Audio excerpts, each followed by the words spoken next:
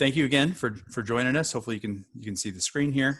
My name is Brandon Nolan. I'm chair of APA-CMS, and really this event kind of was born out of some conversations, both internal and with some of our kind of partners in crime over at ASLA, just talking through with clients about what is the reaction to COVID, what's kind of how do we adjust to this in our planning, how do we adjust to this in our design, and trying to be honest, with some clients, talk them back from trying to overcorrect probably. And so what we're looking at here is kind of how do we be responsible versus reactive in planning and design, and basically ask the question, I'm having a problem with X, Y, or Z in dealing with COVID right now, or social distancing and looking forward. How are you guys dealing with it? I mean, this is supposed to be a fun event for everyone involved to talk shop. We have 80% social, 20% kind of take ideas back to work with you. So hopefully this is fun for everyone, and we'll get started here. Just a quick agenda, and I think by now you've seen this in your invites as well, but we're going to do kind of a 15-20 minute warm-up kind of conversation, get everyone's kind of juices flowing and understanding kind of what we're trying to talk about here today. We've got some survey results from the surveys that were completed by registrants, as well as some just kind of key areas we know we wanted to touch on as kind of experts in the field. And then we're going to let everyone go to a breakout room session. So kind of a Zoom room, you're going to be randomly assigned after this 20 minutes here on the front end. We'll give some kind of quick instructions and ground rules, and then you guys are just going to kind of talk to one another. So we've got a great group. Over 260 of you RSVP'd, so that's awesome. So we'll have dozens and dozens of folks, both on the LA side and the planning side. So hoping to take advantage of kind of that commingling of spirits there. After that 40 minutes is up, we'll do a quick wrap up and thank you. And then if you guys want to, we can hang around and chat some more, just in kind of a happy hour kind of setting. But again, this is supposed to be fun and entertaining. So let's keep it light. Obviously it's a serious topic and we want to kind of have some key takeaways, but also want to make sure everyone's kind of open with each other and have a good conversation. So just a real quick thank you to our sponsors, Tier 1 sponsor, House of Levine for APA-CMS, and then also Illinois ASLA's Platinum sponsors. We've got Innova, Landscape Forms, Maglin, and Unilock. The panelists, in addition to myself, we've got Eileen Franz joining us as the city planner from City of Elmhurst. Christina Harris is the Director of Land Use and Planning at MPC. Dr. Scott Stewart is Executive Director at Millennium Park Foundation. And then also great to have Chris Welch. He's a state representative for the 7th District and a partner at ANSO Blink, here to kind of give us a lowdown on what's been discussed in the recent legislative session and help kind of shed some light on some related issues from the state side. So with that, again, we're just going to kind of dive in here on some talking points, have some kind of free flow conversation just as the panelists. We're going to mute everyone, or if you're not automatically muted, please kind of mute yourself, just so we can make sure the panelists can hear and conversate with one another. And the idea is we're just going to kind of, again, prime the pump here with 15 to 20 minutes of conversation on these given topics. These are topics that most of them are coming from the kind of survey results that you all helped provide. So it's hopefully the issues that you guys want to talk about. And the idea is that after this conversation, we've gotten everyone thinking in the same direction, and we can have a great conversation in our breakout rooms. We've got a bunch of moderators that have volunteered their time as well to help the conversation along once we do reach those breakout rooms. And then you may find yourself wanting to chime in or maybe provide a chat with some notes. I guess I'd ask that you, instead of using the chat feature in Zoom, maybe jot down some notes on the side and keep those thoughts in mind for when we do go to the breakout rooms. Again, we're going to just use the panel as kind of an interaction between the 5 panelists, and then we'll go to the breakout rooms. So with that said, we'll dive right in here. One of the main talking points, and I think it's, obviously it's in the news a lot right now, and kind of as the different phasing and openings happening across the state. What's kind of the near-term and long-term impact or shift with retail and restaurant operations? Also, I would imagine office being in there as well, but thinking through how businesses operate in the near term, but also looking at kind of long-term, what kind of changes are we going to make to zoning in light of what's happening right now or what has happened? Are there any changes we need need to make procedurally in terms of site plan review, permitting? Public hearings have already gone and shifted towards an online format. Is there a lasting impact there? And for this kind of first topic, I'd like to kind of point it to Eileen, maybe to kick us off, just given your background as a municipal planner, Eileen. What are you seeing on this front? Thank you. I would say, initially in March, our first issues we were dealing with were just how do we operate being closed to the public? How do we shift to accepting fence permits and stuff like that via email as opposed to people coming in? So that was sort of our day-to-day operations were our first item we had to deal with. Then we got to the whole public hearings. How are we gonna, in city council meetings, how are we gonna handle those?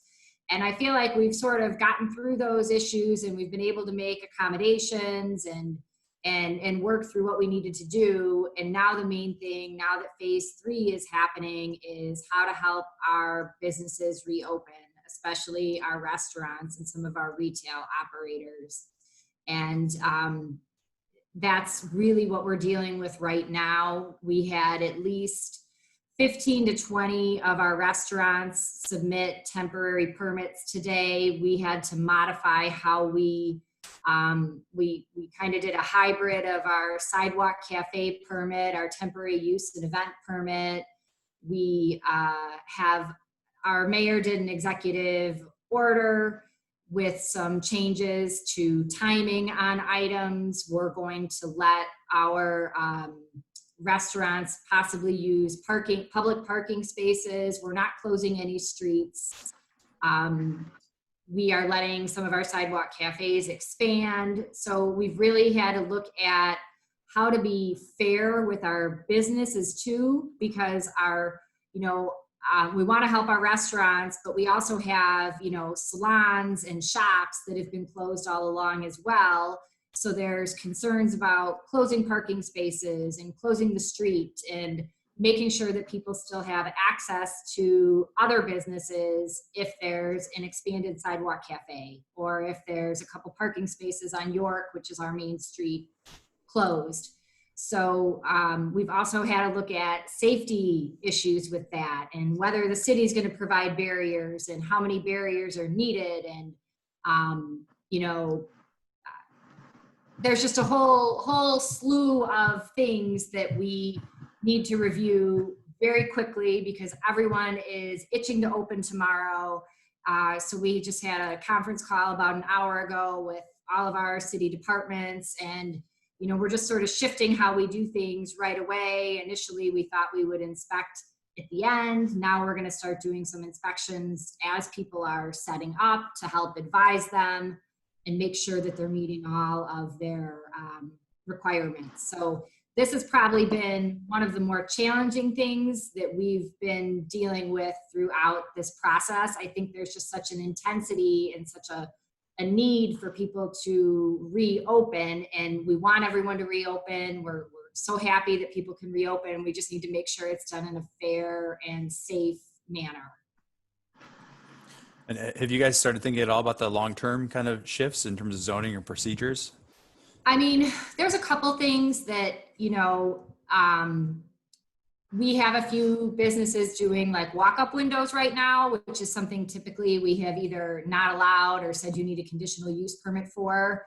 We haven't seen any issues with those. So that's one area that we're thinking maybe we need to just change that, and that's something that would be allowed. As far as long-term like parking requirements and stuff like that, I feel like it's too soon to make any major changes. Obviously a lot of parking lots are not being used right now. So temporarily we would be open to people using them, letting some of the restaurants expand into their parking spaces. But as far as long-term changing our parking requirements, I don't feel like we have enough information for that at this point. And then there's other things that, at some point we are going to have to deal with. I mean, the signage is off the charts right now with people and their, temporary banners and everything. And I don't know that that's something we're going to, allow long term. So I feel like there's going to be some issues down the road as things maybe get to a new normal, where we are going to have to maybe say, okay, you know, it was fine for you to do that for the past couple months, but now we're going to have to, you know, you're going to have to stop doing that. So Right. I feel like it's too soon for any major zoning changes, but there are a few things we've identified that, you know, we want to take a look at. Right. Scott or Christina or Chris, anything you guys want to add to the kind of the parking and retail operations kind of discussion here? Oh, Chris, you're muted.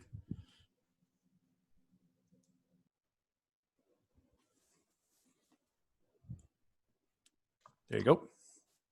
Hey, sorry about that, Brandon. I think the only thing I would add to that is to encourage people to look at the reopening guidelines that are published by Department of Commerce and Economic Opportunity. With reopening starting tomorrow, they are out there on their social media pages, Facebook, Twitter. We put out information at ANSOC link on that as well. But take a look at those guidelines, because DCO has put a lot of thought into that to make sure that everyone's following those things pretty safe, slowly and safely. Mm-hmm. Yeah, slow is, I think, the key word, right? Because everyone wants to kind of, let's make this happen. So slow as we go. Yeah. And then I think the parking requirements piece is interesting. I think part of the comments from the survey around that was just kind of speculating, you know, we've already seen kind of a shift in, let's say, office uses and how people are staffing and how they're organizing and designing their office spaces, you know, basically doing a lot more shared space. And then that obviously has an impact on parking with more people doing remote working and working less in office. But to Eileen, to your point, it's, you know, speculating about long-term changes to parking demand versus, you know, kind of making sure we're not overreacting and overcorrecting at this point versus waiting to see what happens is definitely a fair point for sure. Christina, I think I had a note that you wanted to kind of chime in on the parking discussion as well. Only as it relates to thinking about restaurant operations during this time, as there's been a push, at least in Chicago, to thinking about outdoor spaces for restaurants. And if you're thinking about, based on our, you know, the parking agreement that the city had signed, if you're thinking of taking over parking spaces for some of these short-term outdoor dining options, what does that look like from the standpoint of business operators? Who's going to be paying for those spaces? There are a lot of these questions that the city is currently grappling with to determine how they can allow people to take more space for outdoor dining, while at the same time figuring out how some of these parking spaces get paid for long term, how you can maybe take over more of the spaces without interfering with pedestrian and bike lane infrastructure. And so these are all going to be things that need to be worked out. Yeah, great point. All right. And so kind of keeping it in the municipal realm for a moment here, municipal finance has obviously been also a big topic of conversation with, well, the changes to restaurants and retail. Obviously, that has some fiscal implications. And so just on the consultant side, you know, we're obviously keeping a pulse on this and thinking through what does this mean for municipal budgets, you know, 6 months, a year from now. You know, I think we're thinking that, you know, maybe certain projects are funded now through kind of outside sources like Fed or state grants. Those are maybe fine, but eventually those grants those dollars are probably shifting towards other purposes in this era. And with municipal budgets shrinking, that means kind of future work's probably going to kind of take a hit. And that's, you know, for proper reasons, of course. But Eileen, maybe we can kind of stick with you on this municipal side again, kind of from your perspective on the finances. Sure. Yes. I mean, as soon as the initial shutdown happened, we imposed a hiring freeze in Elmhurst. I think Emily Egan is on here as well. She's the assistant city planner. During this time, our code enforcement officer retired, so Emily is now doing planning and code enforcement. So, I mean, obviously sales tax has been an area that's been hit, but it's really kind of touched everything in the city. I mean, people aren't taking the train downtown, so our parking revenue is lower. I mean, it's really impacted all different all different aspects of our finances. So, Elmhurst has 14 aldermen, and we have a subcommittee, our finance committee, and they've been doing a lot of projecting and a lot of review. So, a couple things that are sort of interesting are our car dealers have, their projections were, I guess it's been better than what was projected for some of our car dealers.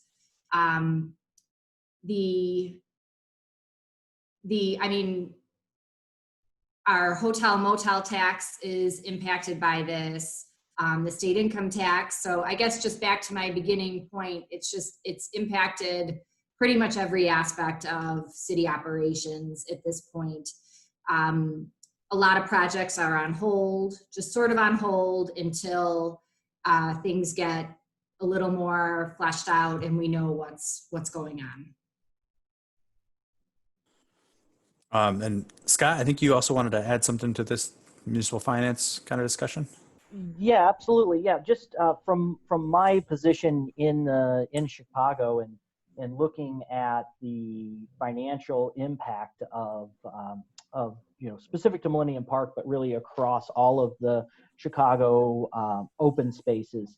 Obviously, just like is happening in Elmhurst, the hotel motel tax. I think Chicago was running somewhere around 2 or 3% hotel occupancy, which should be tenfold that this time of year. So all of the projected revenues from hotel motel tax, from parking, from so on and so forth have evaporated overnight.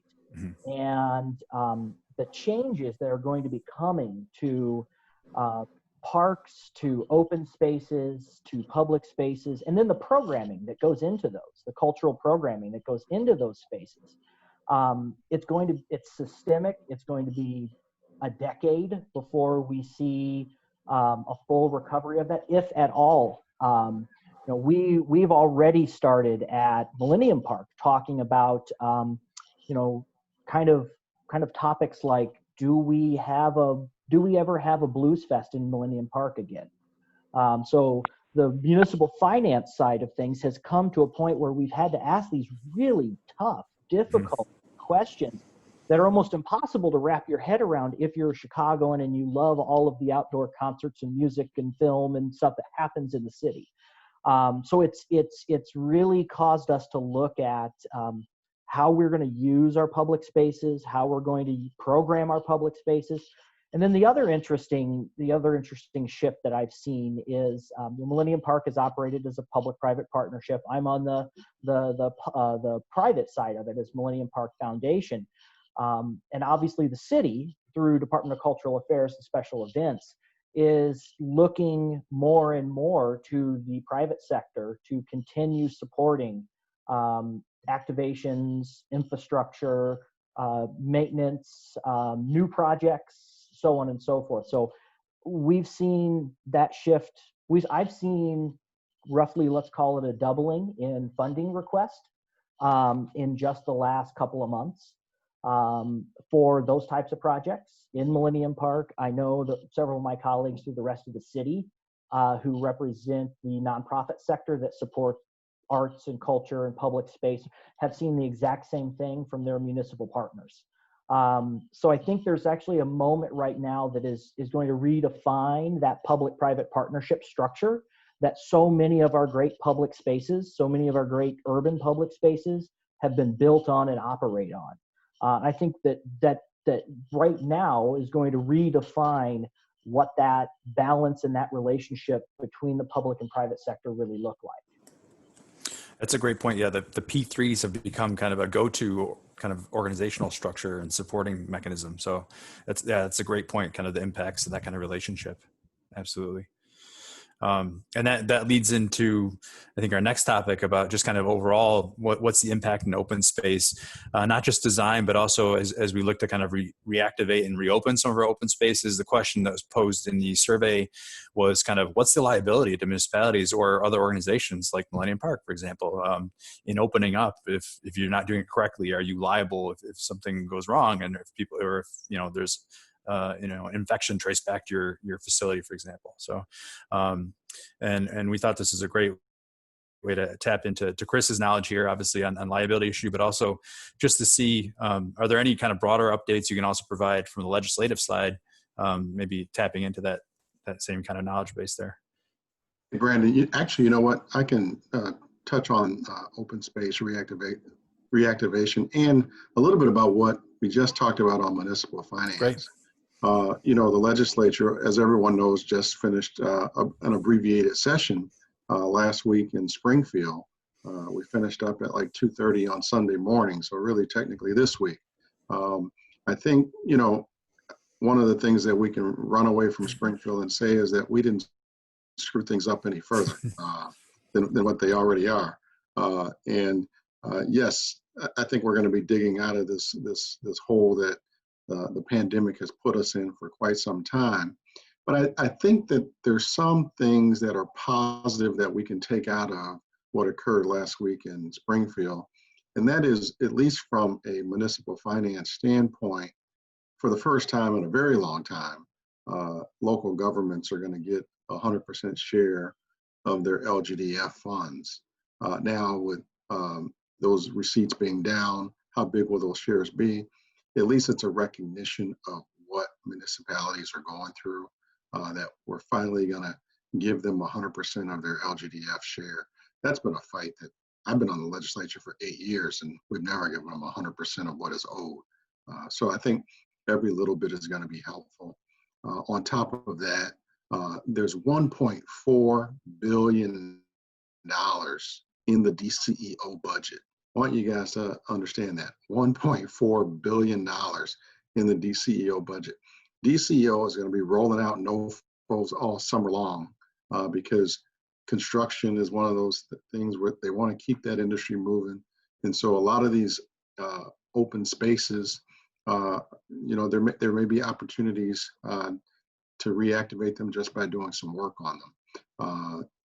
That $25 million is in fast track money is already available, and it's expected to double to $50 million for infrastructure projects by the middle of summer. So municipal folks should be paying close attention to that. That's 25 million that's already available, 50 million probably by mid-July. And I've also heard that it can reach as high as 75 million by the fall, just for infrastructure projects to local governments. And that's all local governments, not just villages, but parks and libraries and things of that nature as well. Obviously, as I said earlier, I would continue to encourage people to follow the guidelines that are being published by DCO for reopening, because of course our folks at the Trial Lawyers Association have put out their warnings that they're paying attention and watching closely. And if things aren't done carefully, it's going to keep municipal litigators pretty busy because they're going to be filing suit. So caution is the word, following the guidelines as tightly as possible, and know that there is money out there that will be coming in to municipalities for some construction work. Great. And kind of, I think the next topic kind of also relates to funding partially as well, as we were starting to talk about as a group before this call, the kind of impacts on transit. And kind of, obviously there's been a very near-term impact in that no one's riding the trains or the buses, except for the folks that are essential and really need to, or have to, because they don't have a personal auto. And then kind of what's the future look like for transit, and kind of when does that rebound happen? And then also kind of what's the impact, or does this really highlight kind of what's needed in terms of fare structure and funding? And Christina, I think you've got some great insights on this. Yeah, transit in the city of Chicago is running at like 25% capacity. Fare box recovery, which is 50% of how transit is typically funded, is completely, decimated. While the other 50% typically comes from sales tax and gas tax, which are other decimated sources right now. So it's really about thinking about what type of funding mechanisms are needed in order to support transit.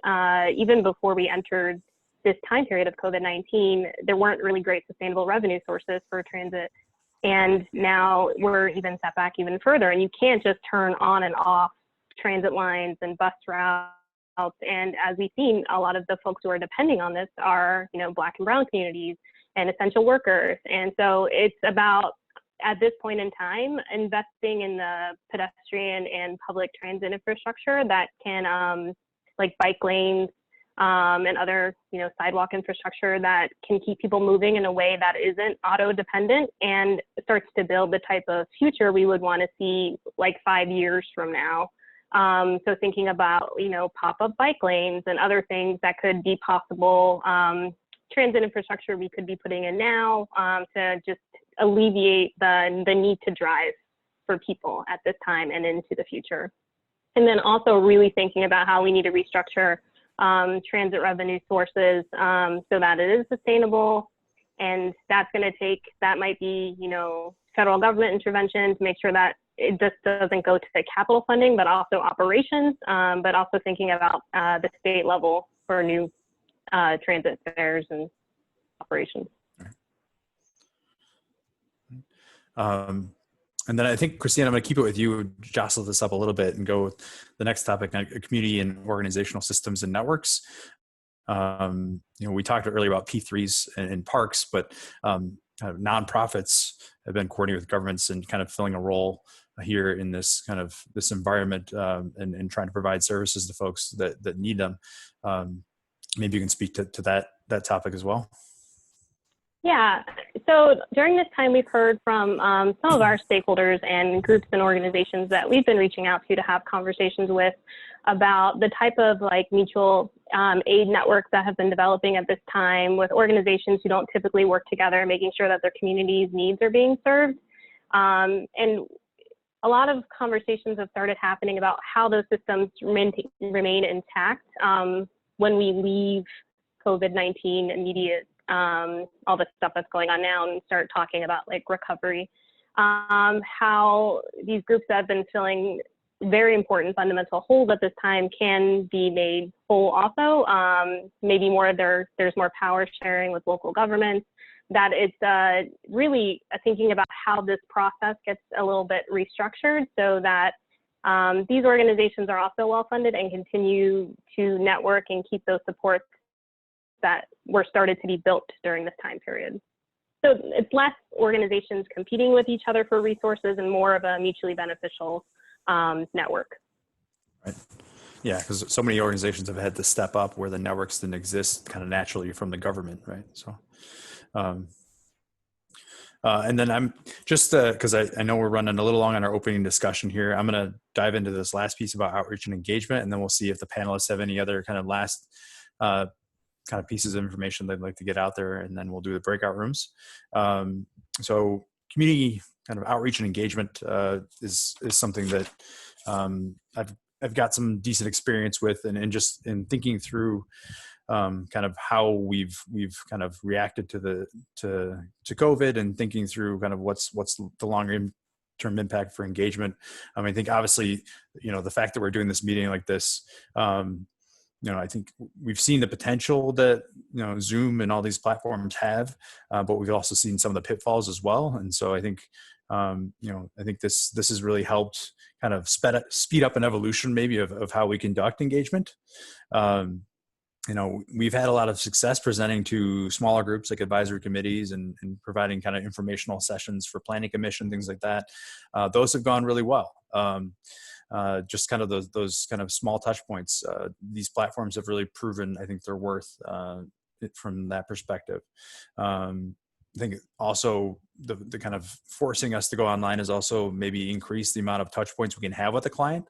Whereas before we were kind of hinging everything on this key meeting that was going to happen in a couple months. Now we're doing smaller incremental steps and kind of making progress as we go. So that's definitely been a positive in this, is that probably more kind of less intense touch points with the client, kind of working kind of incrementally on products. So from a consultant side, that's working with, municipal planners. But I would think we can also see that reflected in kind of just planners working with the community in general. This is providing an opportunity to kind of maybe have more regular communication. So that's definitely a positive here. we're also seeing that kind of online meetings are using things like real-time polling and voting is giving the group kind of a louder voice, rather than, in some meetings we've had in the past and in person, obviously you get the kind of squeaky wheel or the loudest voice in the room really dominating things, and the online platforms have really helped, I think, showcase kind of the greater momentum behind an opinion of the public, rather than hinging on words of a few in a public meeting. So that's been a positive. And just looking at kind of how this is really driving expectations from the client side, it's kind of forcing us to evolve and really improve some of the project websites and online platforms we already were offering. So that's been kind of that'll have a legacy, I think, for the profession, planning, and I think design side is looking at how do we do better at what we were already doing before. So, more interactive map content on websites, providing, summary information like story maps that really help provide kind of digestible content for the public. Whereas before we were leaning on kind of person to person and kind of explaining things one-on-one versus really trying to actually make it something that was easily digestible at the public level. I think so. We're hoping I think at least internally at our firm and in conversations I've had with others, really hoping this has at least a lasting impact in terms of highlighting how effective online engagement can be, and then maybe using that as a way of making sure we can reallocate kind of the budget that was dedicated to project. Now we can spend a bit more of it actually on planning work or design work, and less on the downtime that it takes to do the in-person meetings, the travel. If you're spending money on a hotel room, that's money that could also be used for kind of staff hours on the project. Also looking at, again, like I said, kind of having more impactful kind of touch points throughout the process rather than kind of those key events. And then I really do think it's highlighted the fact that the public is capable of and is interested in kind of the planning data and things that are needed to do our work. And so there's been an increased demand. I think almost like, sadly, it's a form of entertainment right now to look at maps and to kind of look at what's behind them. But I think that's been a positive, and hopefully that I think it will keep us as an industry kind of pushing the envelope in terms of providing that information. With that said, there's definitely been pitfalls. I think there's been a tendency of some of our clients, I won't name names, to kind of let the perfect be the enemy of the good. So kind of the demand that an online platform be flawless and actually replicate what's happening in person. I think we all know that can't happen with this platform. Zoom meetings aren't a conference room meeting or a workshop in a school gymnasium. They're just not. They're different. So I think if we can recognize that aspect of it, we can definitely leverage the online engagement well. Sometimes you're not getting the feedback you want from people. We were working with a client where we had a workshop. Overall, it went really well, but there's a couple people that they thought would be really talkative that just weren't. And they talked to him afterwards. One guy was like, "Yeah, sorry, I just wasn't feeling it," and basically didn't feel like he had to engage because he wasn't there in person. And another one was like, "Yeah, sorry, I was distracted. I had my second screen and I was working on a project while I was talking to you guys." So it's things like that. You're kind of, damned if you do, damned if you don't, and giving people these options. So, and then I think last but not least is the equity side of things. When we talk about things, I think the e-learning that's been happening in Chicago and in the region is a great example of kind of highlighting maybe unequal access to infrastructure, to broadband, to IT.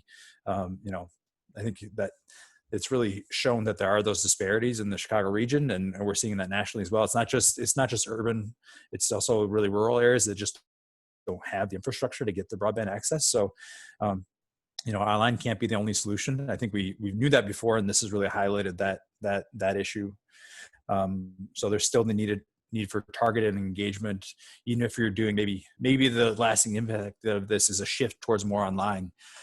That might mean that we're also doing more targeted engagement. When we do it in person, we're making sure certain groups are definitely in the room because we know they're not participating online. So, so I'm going to leave that at that for my comments, but I don't know if any of the group wants to speak on the engagement piece or any of those last few topics we talked about before we turn it over to the breakout rooms.